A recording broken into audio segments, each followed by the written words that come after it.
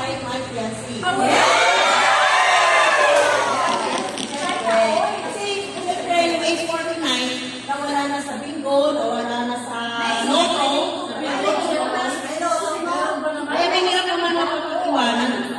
Kaya kailangan mo rin i-make yung iyong forever.